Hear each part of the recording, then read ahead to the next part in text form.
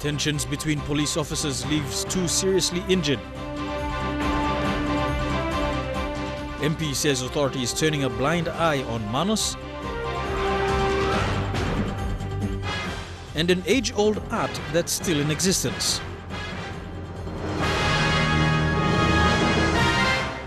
This is National MTV News with Mary Bartolo. Good evening and welcome to Tuesday's news. Tension between police officers in TARI has prompted a senior officer to call for an internal investigation as well as an immediate posting of the new provincial police commander. One person is nursing a bullet wound and another is seriously assaulted. Scott Wide reports. These pictures taken yesterday show the damaged signboard understood to have been pulled down by police officers. And this part of the damaged office at the TARI police station. The TARI station commander, Inspector Daniel Youngin, has called for immediate support as well as attention from the Police Internal Affairs Division to begin investigations into the conduct of rogue officers. In this video footage sent to MTV by members of the state prosecution team in TARI, the station commander explains how his office was broken into and beer cartons stored as court exhibits were stolen. Over the last 7 days, there has been an apparent breakdown in command and control in the town. Yesterday, the state prosecution team raised the alarm following a minor standoff between police factions. This week's court sittings have also been disrupted after tensions escalated. This latest episode comes amidst ongoing concerns over ill discipline within the Royal Papua New Guinea Constabulary. Recent incidences in Lae, Port Moresby and other parts of the country have prompted strong condemnation by members of the public and at the political level. Scott Wide, National MTV News. Frustrated Manus MP Ronnie Knight is concerned with the delay in addressing issues within the province. Mr. Knight said alleged rape cases, murder and environmental damages have been left attended to by authorities. Knight says Manus people will take action if authorities continue to turn a blind eye. It's nearly 5 months since the alleged rape of a local Manus woman by 3 expatriates working for Wilson security guards at the Regional Processing Center. After this news broke in social media and news agencies, the government intervened to settle this matter with relevant Australian government authorities. But the delay in handling this matter has prompted Manus MP Ronnie Knight to come out and speak for his people. To me, it's been pushed under the carpet and being totally ignored. The last we heard was that the 3 Australians that are implicated in this would have been flown back within the week. It is now months. Not only that, but the illegal dumping of waste at Los Negros and investigation into the death of the Iranian refugee adds to the long list of issues aching the Manus people. I think that one of the issues here is lack of respect for our laws. There are clearly double standards here, and it is different in the treatment between local people and expatriates. Knight assumes this would be his last and final call as people have pressured him to call on the PNG and Australian government to immediately address these issues. Can't fix it? We might as well close it down, take it somewhere else. It's come to a situation where the cons are outweighing the pros. He says it's only a matter of time before things get out of hand.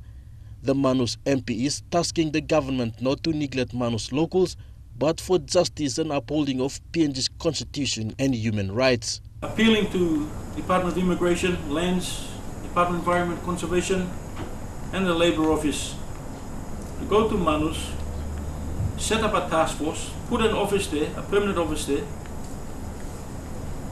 evaluate the situation and act on it before we have a serious incident. Jack Lepave Jr., National MTV News. Meanwhile, the Manus MP says the 60 refugees given refugee status must be moved to other places and not settled in Manus. Knight said several reported incidents of the genuine refugees involved in illegal consumption of homebrew and getting young local girls pregnant are on the rise. He said these instances have raised major concerns for local community leaders. We were told that they are allowed to walk the streets until 6 p.m. and then they have to be back inside. That is not happening. Drug trade in Lorangau, in this area, stop. If people are smoking marijuana in the camps, you know something will hide. It's happening. National Capital District Governor Poes Pakop is calling for city residents to take extra care when attending public festive celebrations at night. He said this after receiving public complaints over a number of recent incidents at the Jack Piddick Park. Pakop said that more than 200 security guards and police personnel are present to control petty crimes from happening during the night Christmas program. Governor Pakop confirmed that a man was stabbed somewhere at the Jack Piddick Park a few days ago. Investigation is still going on his death. Despite one or two incidents that occurred, Pakop said that Jack Piddick Park, Ella Beach and now Vision City are venues that bring communities and families together to celebrate Christmas. 260 security guards are backed by reservist and regular police to control and reduce petty crimes at Jack Piddick Park and Ella Beach. Residents, I want to assure them, those who are going there, plan to go there, that we are taking their concern seriously. We have stepped up security. The Christmas program has been running for nearly 6 years now. Despite security and police presence, each year police have received reports of people being stabbed to death. Last year, a reservist officer was also stabbed at Jack Piddick Park and he survived. However, Pakop is adamant that this year's festive program will end peacefully. I've given an ultimatum to the security organizers that if they don't shape up, we have to change the security guard. He said that petty crimes are now to its lowest and called on the public not to accept these kinds of activities from happening. Vasina Tayama, National MTV News. Meanwhile, NCD Governor Poes Pakop has welcomed the government's announcement to ban plastic bags in PNG. The announcement was made by Agriculture Minister Tommy Tomskol. Pakop supported the idea that plastics, including containers, are non-biodegradable and cause problems. However, he said they will not fully get rid of plastic bags, while he called on shop owners and their customers to comply. In terms of just the mess they cause around the city and going down the drainage to the foreshore and into the sea, they affect marine life. So it should be welcomed by everyone. I hope the industry and the business house and retail and wholesale, they also cooperate, help their customers to change their attitude. Still ahead on MTV News, the art of making rugs, swearing in of 7 new colonels, and investigation into police shooting continues. Those stories up next.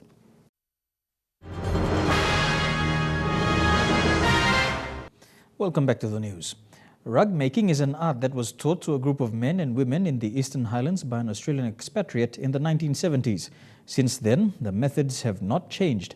Now, in the 21st century, the rugs are still handmade from sheep's wool and are much sought after by collectors.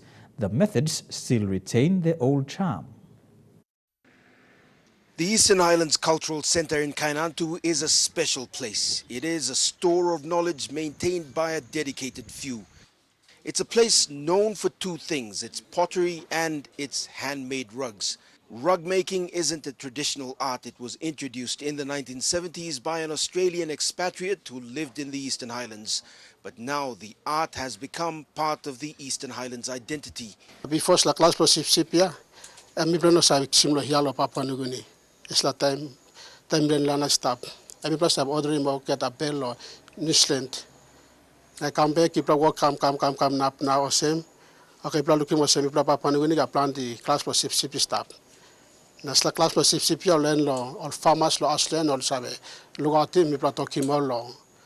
Lugatim na katim class lo ne kalikan mi plano ken paim lo jupla.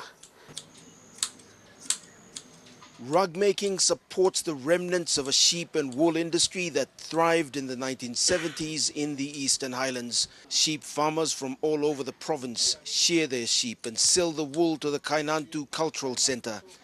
Lois Martin is a veteran rug maker from the Eastern Highlands. She's been making rugs for over 20 years.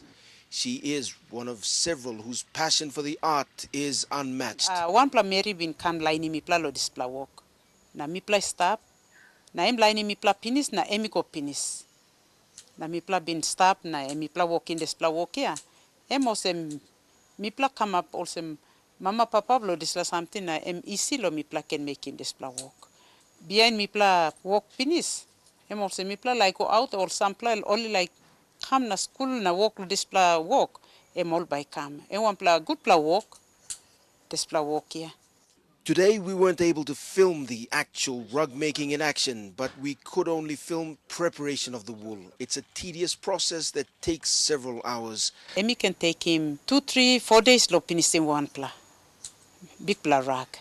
The products are exceptional works of art. Rugs handmade from Papua New Guinean sheep wool grown by village farmers for an industry that, if supported, could fetch millions of kina. Scott Waide, National MTV News, Kainantu. The swearing-in of 7 colonels today at Government House will help to transform and move the Papua New Guinea Defence Force. PNGDF Commander Brigadier General Gilbert Toropo says the 7 colonels will hold key positions within the force. Colonel Mark Goina has been sworn in as the PNGDF Chief of Staff. All employment contracts are for a period of 4 years.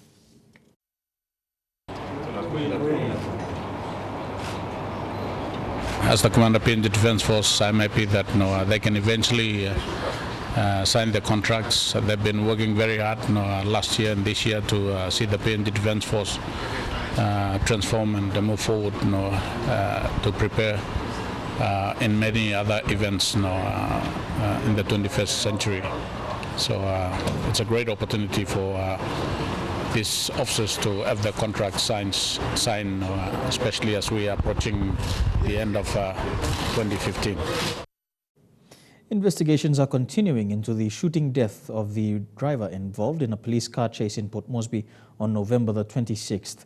Sources from within the RPNGC say senior police officers met today and Police Commissioner Gary Baki will be giving an update on the findings soon.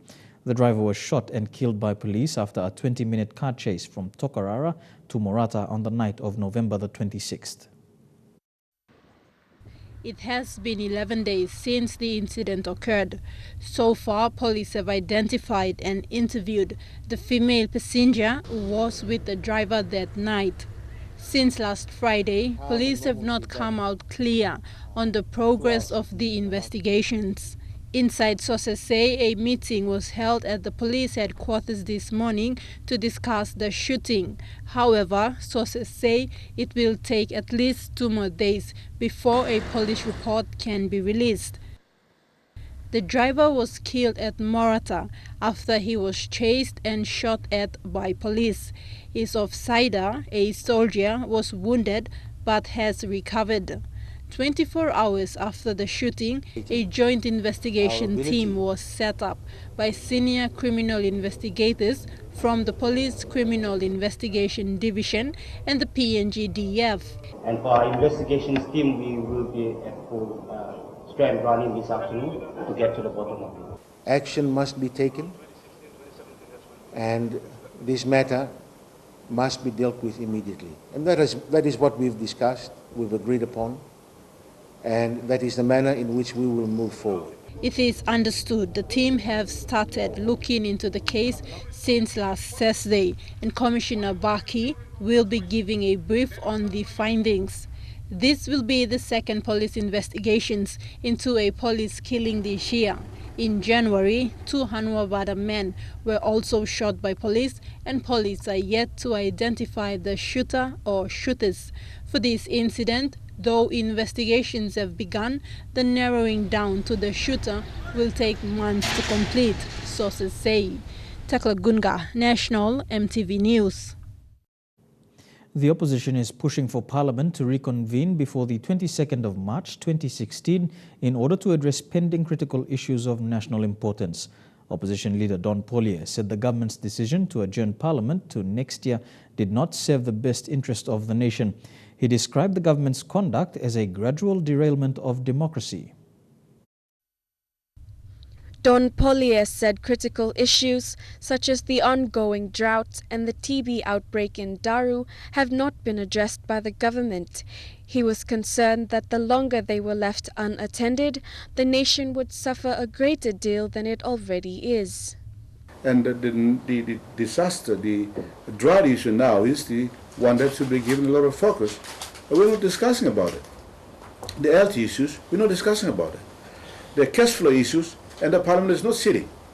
There's no money in the system, and there's no discussion on this on the floor of Parliament. The other issue that he raised was that the Parliament will not have met the annual mandatory 63 days of Parliament sitting by the end of this year. Scheduled date of 22nd March next year that we come in, the Parliament must learn from its mistake and we must sit a full 63 days. There's so many matters that we should discuss. Why are we running away from them? What are we doing then? What are we members doing? What is the leader of the opposition, Don Polo, doing? What is the Prime Minister, Peter O'Neill, doing? Melissa Goviro, National MTV News. Southern Highlands Governor William Powie said the traditional culture of cash handouts must be stopped. Governor Powie said this will mark the start of a new era in Southern Highlands Province, as delivering services is his administration's main objective. The governor announced this when opening the new Upper Nipper Road over the weekend. Similar calls were made by Como Magarima MP Francis Potape to get rid of the custom of paying compensation. The tradition of cash handouts will be changed to a new culture of development handouts. Southern Highlands Governor William Powie announced this last Friday. The governor says this mentality of dishing out large sums of money to people must be changed, as it is affecting the delivery of services. Leadership me make him instead of cash handout where all previous leaderships are working long instead of cash handout. Me turn him display on me make him new plus something project handout. With the current dry weather affecting the economy and a risk of food shortage in the Highlands region, the need for money is growing. Governor Powie says he understands the day-to-day struggle faced by ordinary people in his province. However, he says money is not a solution to problems. Me concern using help me is well spent long good service. You want to this now? Similar calls were made by Como Magarima MP Francis Potape last month, following the effects of El Nino that is creating economic strains in his district. Potape called on his people to do away with the culture of paying compensations. Every day washing money in a pig load. Compensation. It's about time. We outlaw compensation. While these trends will take time to get rid of completely, Governor Powie says his administration will continue to deliver services in hope to make life better for the people of Southern Highlands Province. Stanley Ove Jr., National MTV News. NGO group Safe Motherhood Alliance, PNG, or Small PNG, is standing firm in the fight against maternal health issues in the country, saying that sexual and reproductive health must not be a taboo topic in PNG. The group has called for greater attention and resource allocation for addressing teenage pregnancy in the country. Willie Lovai with this report.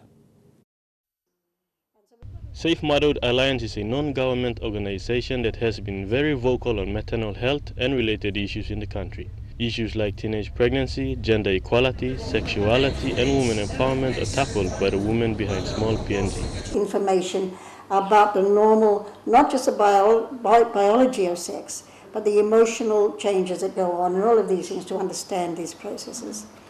And we have to do it comprehensively throughout the country. The emphasis is on young women and their choices. Small PNG is involved in educating young PNG women and encouraging them to better the choices they make in society. Patron of Small PNG, Dame Carol Kidu and wife of Prime Minister Peter O'Neill, Linda Babao O'Neill, during a press conference yesterday spoke about teenage pregnancy and family planning.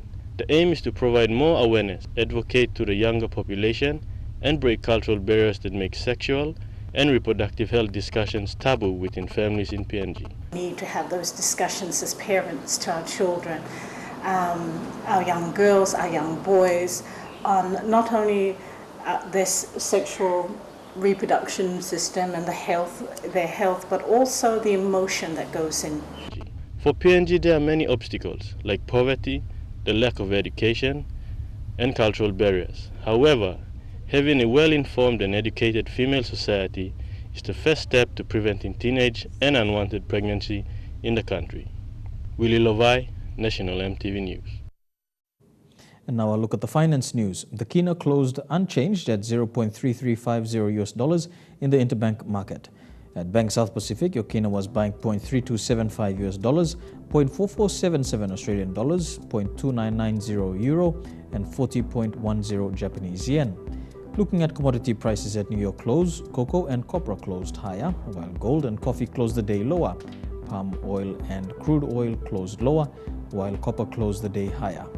And on the stock markets, the Dow Jones closed at 117 points lower, the ASX closed at 4 points higher, and the All Ordinaries closed 4 points higher. More local and international news after the break. A Republican candidate in the US elections calls for a ban on Muslims entering America. We'll be right back with that and more after the break.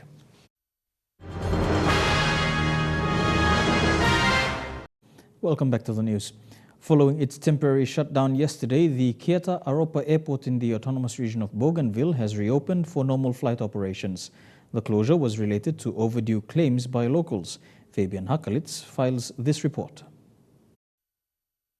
The closure of Aropa Airport Kieta yesterday was the first ever recorded incident, occurring just 5 days from its first anniversary after it was reopened last year on December 12th. Air Niugini yesterday suspended its flights, but today General Manager Flight Operations and Security Aviation Marco McConnell told MTV News normal flights will resume tomorrow. National Airports Corporation Chief Operating Officer Sylvester Kennedy also told MTV News Aropa Airport has been reopened for normal flight operations. NAC made it clear it was not their responsibility to cater for outstanding claims, but for the Central Bougainville MP to sort out. Meanwhile, the matter has been resolved and will not be repeated in future. Fabian Hakalitz, National MTV News. City Pharmacy Group has opened its second Jacks of PNG store in Port Moresby. This follows the opening of CPL's first Jacks of PNG shop at Waigani Central in April this year. The second outlet was officially launched today on the second level of the Vision City Mall. PNG's biggest retailer, City Pharmacy Group, continues to grow and expand its services and products. Today, CPL Group's joint venture business, the Jacks of PNG, opened its second outlet at Vision City following the success of its first shop. Chief Executive of Jacks of Fiji, Bhavin Khatri, said Jacks of PNG has gained a huge following in the country, with shoppers eager to experience functional, quality and affordable clothing. We've got good quality products that are developed under our own house brands, and that's something unique that's not here in PNG. It's a process that we have enhanced from our Jacks of Fiji locations, and we have customized the offerings to give customers a product that is unique to the Pacific. Mr. Khatri said it was exciting to have the brands of Jacks more accessible to the PNG consumers. We've got a team of 22 staffs who have been locally employed and trained, and we look forward to going to outer locations and expanding these stores, the Jacks brand, in the new year. The management of Jacks said it may consider rolling out more stores if customer response continues to grow. Part of the plan is to open outstation branches in good locations. Deli Waigeno, National MTV News. The Divine Word University officially opened an alumni park yesterday dedicated to its students, specifically those who, after graduating from the university, have had significant achievements in their respective fields. The achievement recognized are more in line with the university's principal values that focuses on strengthening humanity.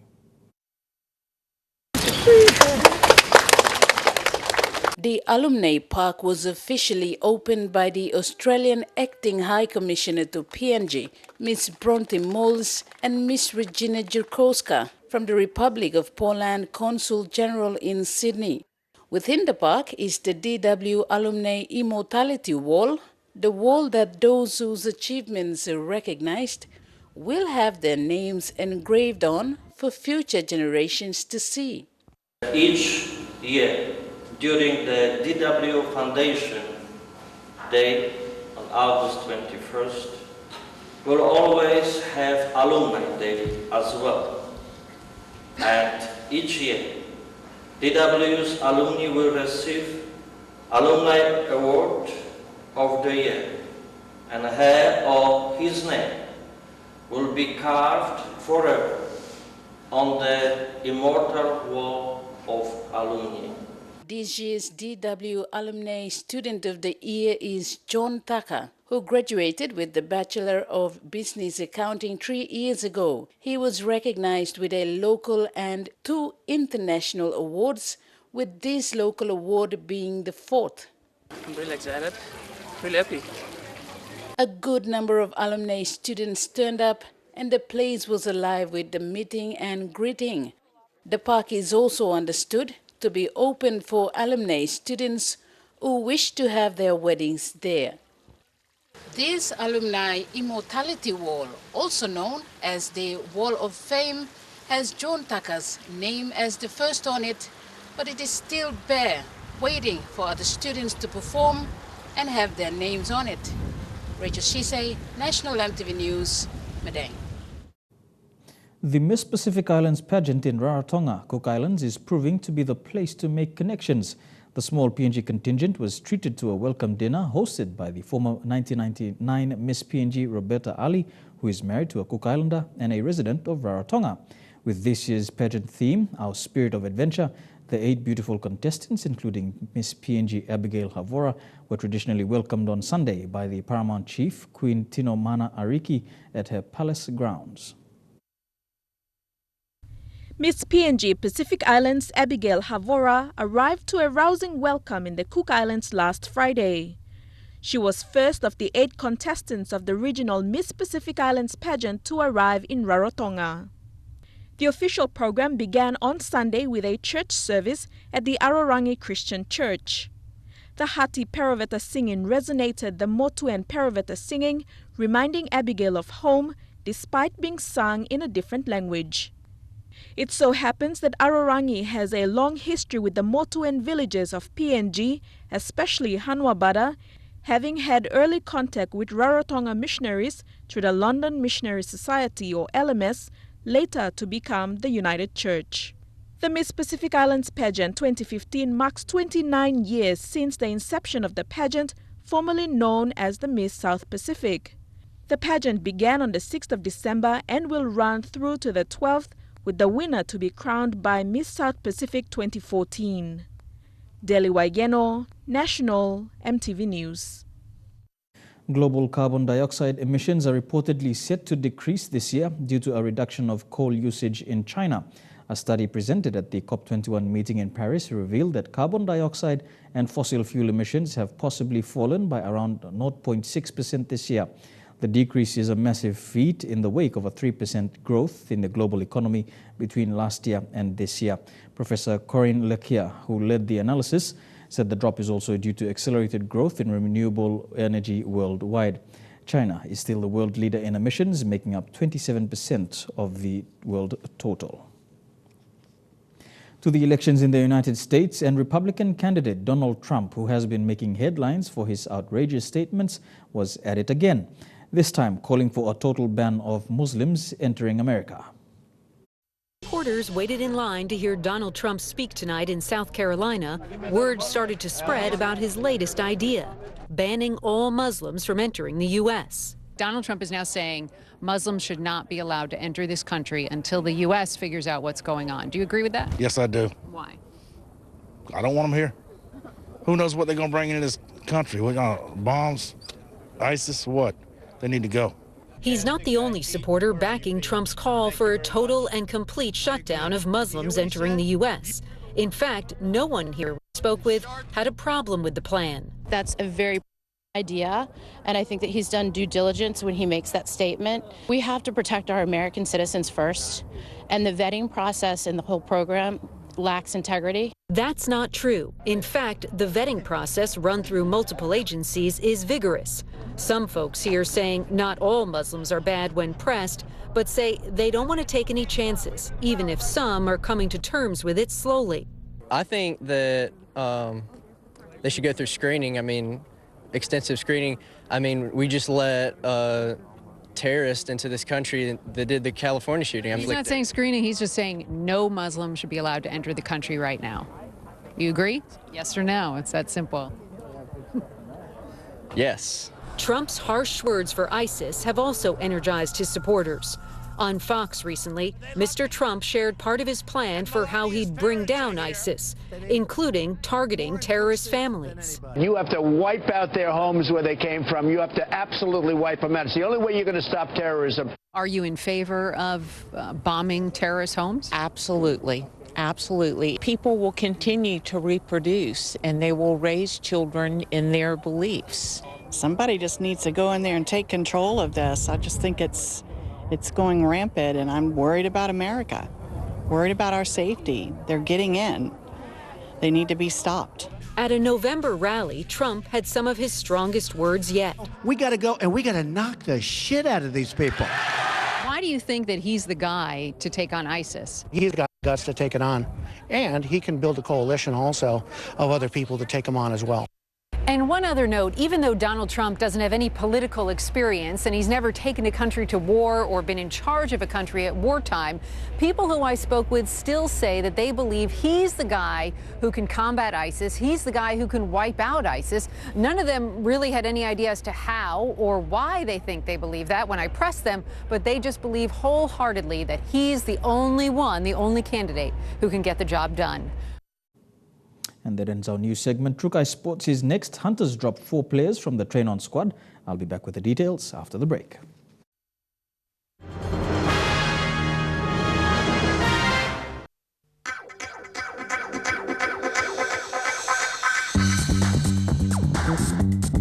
Trukai Sports.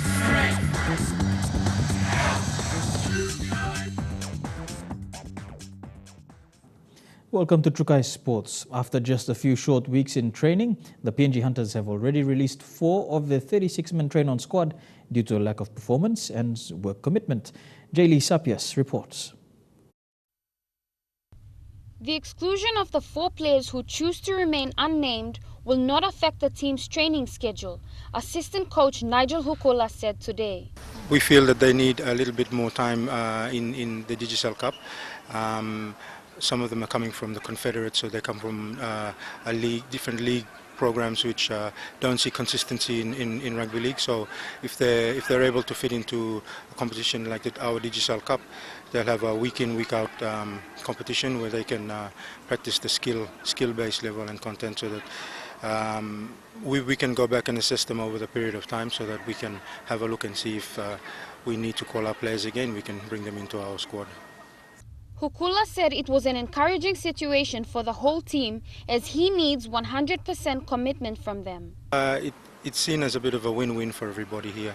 So I think it's a plus that we have guys who are in positions that can decide whether they want to play football or concentrate on their careers. The Hunters will continue training with their 32-man squad for a few more weeks before they go home for the festive season. Final selection for the 2016 season is set to be done early next year. Jaylee Sapies, National MTV Sports.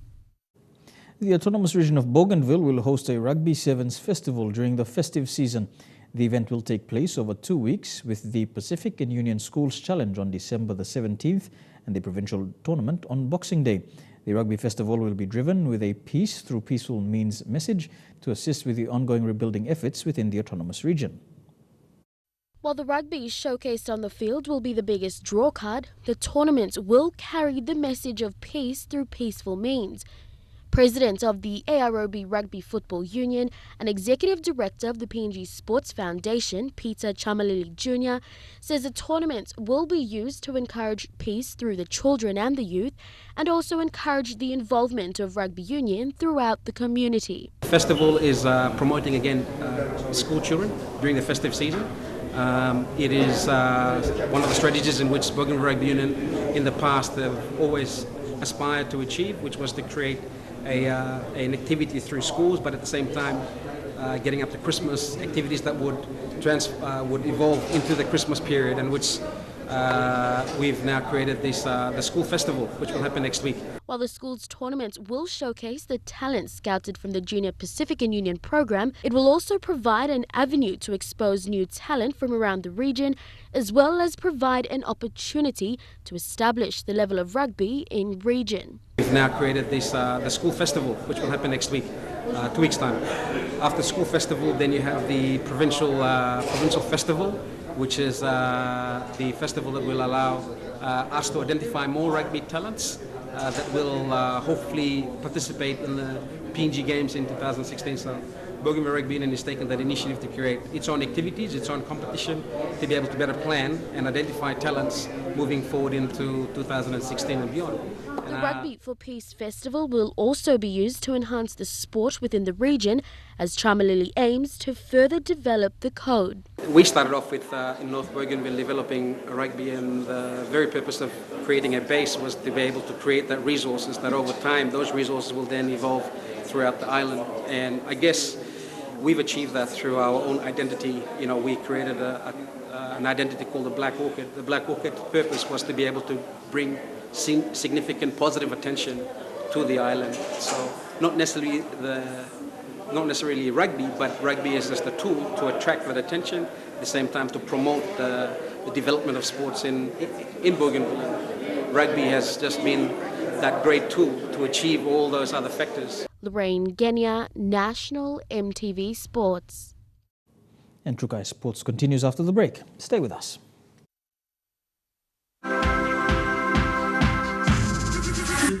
Trukai Sports. Welcome back to Trukai Sports. Since the establishment of the High Performance Training Centre in 2014, the facility has played a major role in developing and preparing our athletes for national and international tournaments. Today's relocation of the HPTC to the Tarama Aquatic Centre will accommodate all elite athletes, while the project for the new centre is to begin next year. Godwin Eki reports.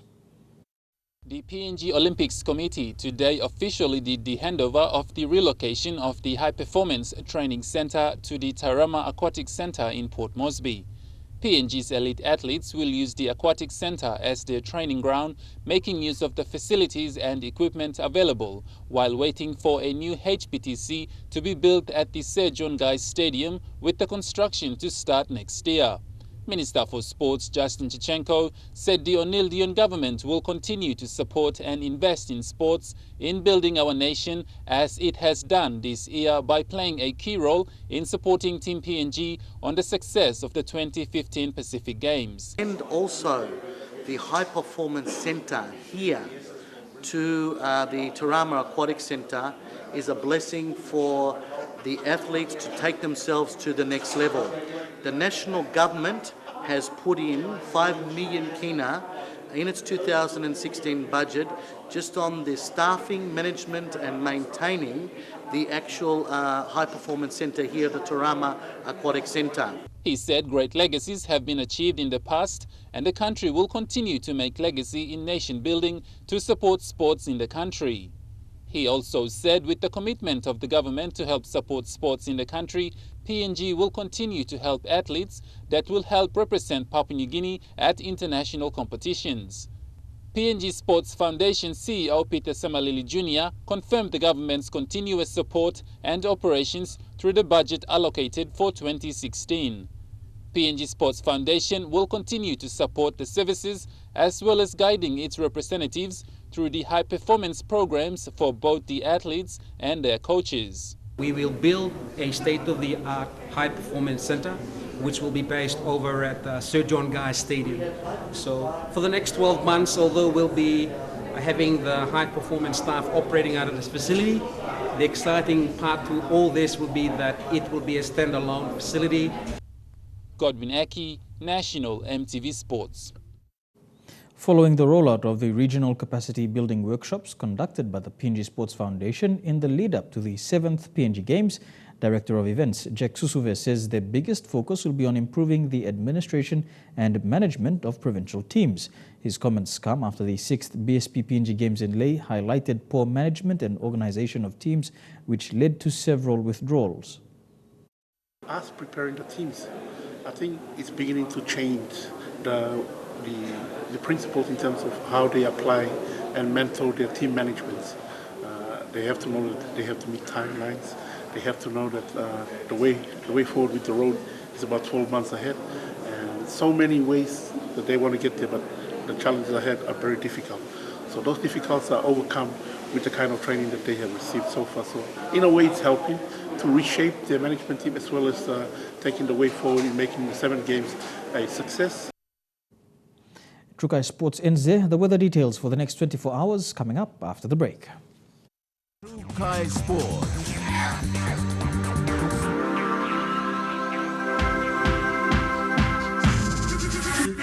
Trukai Sports.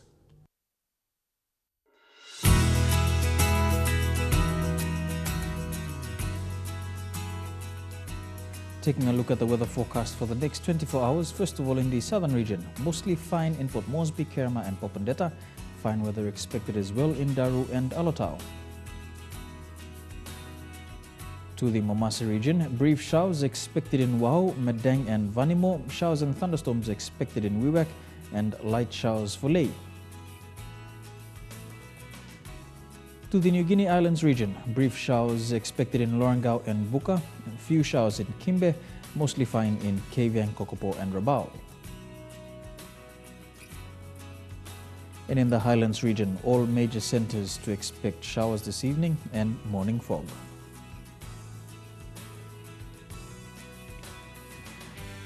To look at the forecast for small ships for the next 24 hours, waters of southern PNG Indonesian border through Torres Strait and Daru to Kiwai Island, to Kerma to Yule Island, Hood Point, Samarai Island, waters of eastern and western Milne Bay Islands, waters of Finchafen, including Vitias Strait, CRC Islands to Long Island, and waters of West New Britain, seas 1.5 to 2.5 meters.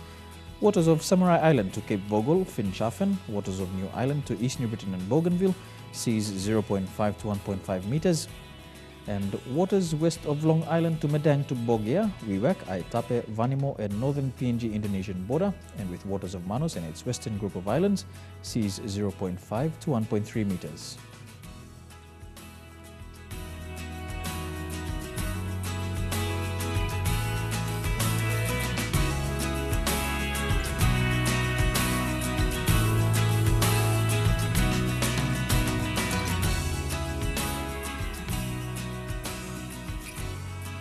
And a look at the ocean forecast for PNG waters. Coral Sea, seas rather rough with southeasterly winds at 20 to 25 knots.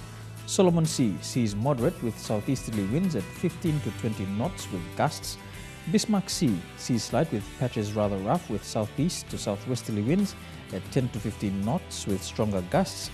And the Pacific Ocean, seas slight with clockwise winds at 10 to 15 knots. And to end the news, recapping our headlines again. Tensions between police officers leave 2 seriously injured. Manus MP Ronnie Knight says authorities have turned a blind eye on Manus and the age-old art of making rugs still in existence.